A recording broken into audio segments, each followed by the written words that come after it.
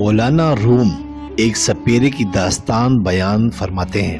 وہ سانپوں کی تلاش میں جنگلوں اور بیابانوں میں برف باری کے بعد سانپوں کی تلاش میں نکلا۔ ایک جگہ اس سے بہت بڑا مردہ اژدہا نظر آیا تو اس کے دل نے سوچا کہ اس کو کسی طرح شہر لے جاؤں اور اس پر ٹکٹ لگا دوں تو بہت پیسے کماؤں گا۔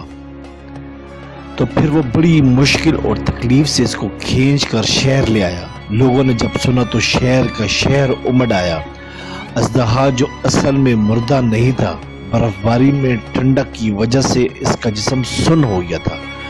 جون کی گرمی نے اور سورج کی حرارت میں اس سے پھر سے ٹھیک کر دیا اور اس نے حرکت کرنا شروع کر دی۔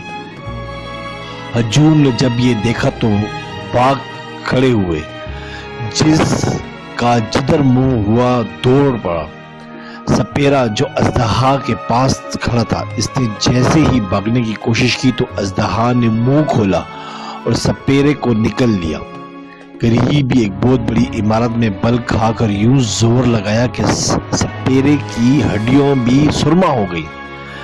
مولانا روم یہ واقعہ سنا کے یوں فرماتے ہیں کہ ہمارے نفس بھی ایک اژدہے کی طرح ہی ہے، اسے کبھی مردہ تصور نہیں کرنا۔ وسائل نہ ہونے کی بنا پر یہ ٹھٹرا ہوا نظر آتا ہے۔ اللہ کریم کی اطاعت سے بغاوت اور دنیا پرستی وہ دو حرارتیں ہیں جو اسے متحرک کر دیتی ہیں۔